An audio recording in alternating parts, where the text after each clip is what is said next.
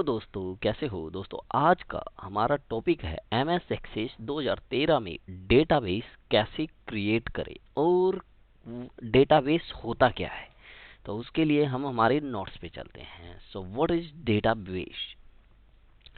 Database MS access में database एक container है, मतलब एक डब्बा है। हम क्या कह सकते हैं, एक डब्बा है, ऐसे मान लो बॉक्स है जिसके अंदर सारे डेटा को अपने अंदर सुरक्षित रखा जाता है, जिसमें टेबल्स, फॉर्म, रिकॉर्ड इत्यादि का डेटाबेस ऑब्जेक्ट होता है। आप इसे सूचनाओं का संग्रह यानी स्टोरेज भी कह सकते हैं। ये स्टोर करने के लिए होता है डेटा को, जैसे हमारी टेबल्स, रिपोर्ट, सभी की सभी चीज़ें इसी डेटाबेस के अंदर सुरक्षित होती है या स्टोरेज होता है। MS एक्सेस में प्रत्येक डेटाबेस को एक सिंगल फाइल में रखा जाता है। ठीक है, डेटाबेस के अंदर सारे डेटा तो होते हैं, लेकिन आप सीधा उसमें कुछ नहीं खोज सकते।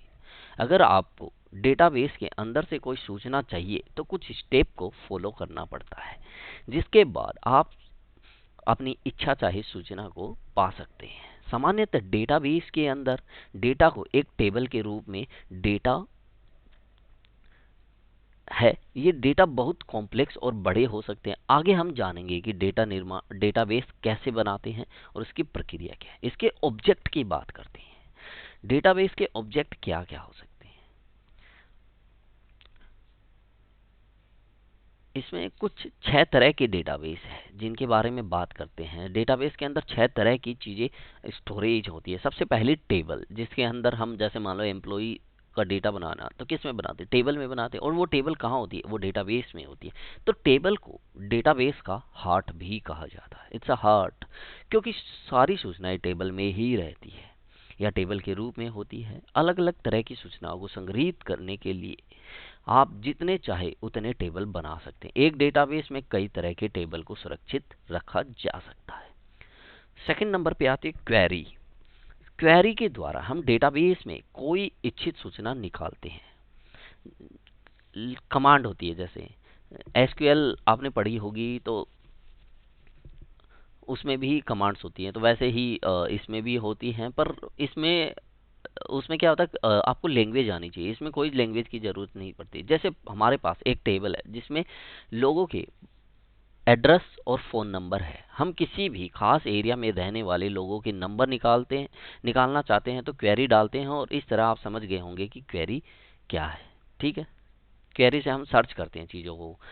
तीसरा आता फॉर्म। फॉर्म एक आकर्षक विंडो है जिसे आप बना सकते हैं, रंग रूप बदल सकते हैं और व्यवस्थित कर सकते हैं। डेटाबेस के अंदर की सूचनाओं को देखने और उनमें बदलाव करने के लिए एक फॉर्म, जैसे आपको कोई सैलरी स्लिप निकालनी है तो वो हो गया ना, फॉर्म है। या कोई भी इनवॉइस निकालना है या जो भी है। रिपोर्ट में ये डेटाबेस से सूचनाओं को आप जिस क्रम में चाहे उस क्रम में संक्षिप्त में व्यवस्थित करने का काम करता है। रिपोर्ट क्या होती है, आपके डेटा को पूरे को एक रिपोर्ट्स बनानी है मुझे, है ना। मेरे पास सभी एम्प्लॉय की ये है, मैं चाहता हूँ कि मेरी स्टेट वाइज कितना डेटा है, ये वो ऐसे करके मतलब डेटा जानना है। तो ये क्या है, सूचनाओं को आप जिस क्रम में चाहे उस क्रम में आप सॉर्ट कर सकते हैं। जैसे रिपोर्ट को प्रिंट किया जा सकता है या इंटरनेट पर डाला जा सकता है। आप निर्णय लेते हैं कि पेज में से कौन सी सूचना कहाँ रही। अब बात करते हैं 5वें नंबर पे आती है मैक्रो।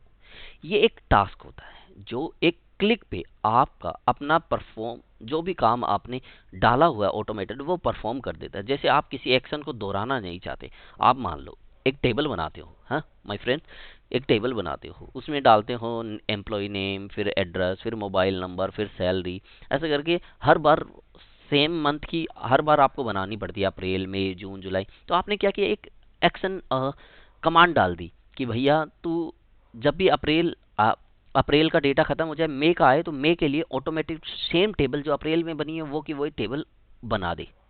हाँ, और मैं बस एक बटन पे क्लिक करूं, ऐसा हो जाए। तो वही है मैक्रो। क्या करता है, इसे विजुअल ऑटोमेशन भी कहा जाता है। ठीक है, 6ठे नंबर पे आता है मॉड्यूल्स। इसके अंदर वो फाइलें होती हैं जो विजुअल बेसिक कोड को रखते हैं, है ना। मॉड्यूल्स क्या होते हैं, जो मैंने अभी मैक्रो बताई ना, उसके अंदर आप मॉड्यूल्स बनते हैं दोस्तों, है ना। इन कोड को इस्तेमाल करने के लिए, हाँ, हजारों रिपोर्ट को अपलोड करने के लिए ये मॉड्यूल्स बनते हैं। जैसे मान लो मॉड्यूल आपने कभी एक्सेल के अंदर नंबर को रुपीज़ में कन्वर्ट किया होगा वर्ड में, तो उसके लिए क्या होता है कि आपको कमांड लिखनी पड़ती है। तो वो कमांड्स होती हैं मॉड्यूल्स के अंदर कि भाई मैं बटन दबाऊं और ये मॉड्यूल अपने आप काम करे और ये मैक्रो से मेरे को जो डेटा है उसको नंबर में कन्वर्ट वर्ड में कन्वर्ट करके दे दे।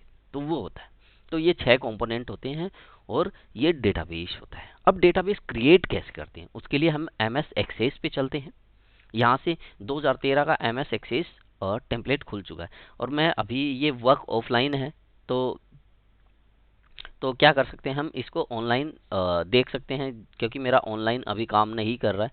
तो आप देख सकते हो, आप साइन इन करके जितने भी और अदर ऑनलाइन टेम्पलेट होंगे वो आपके सामने आ जाएंगे। ठीक है, अब मैं जैसे मान लो वर्क ऑफलाइन कर रहा हूँ, तो मेरे पास दो ही चीज़ दिखेंगी, या तो कस्टम वेब ऐप या ब्लैंक डेस्कटॉप डेटाबेस। तो क्या करते हैं हम, एक ब्लैंक डेस्कटॉप डेटाबेस यानी डेस्कटॉप यानी जो हमारा कंप्यूटर है उसके अंदर डेटाबेस क्रिएट करने वाले। मैंने ये एमएस एक्सेस खोल रखा है। अब ये तो नहीं कहोगे कि मतलब सर शुरू से खोल के दिखाओ इसे कैसे खोलते हैं, तो लो भाई मैं एक बार दिखाई देता हूँ, फिर प्रॉब्लम क्रिएट करोगे तुम। एक्सेस मैं जब जीरो से बता रहा हूँ तो पूरा ही बताऊंगा ना। एमएस एक्सेस 2013, ठीक है, यहाँ से ओपन किया, ये विंडो खुल गई।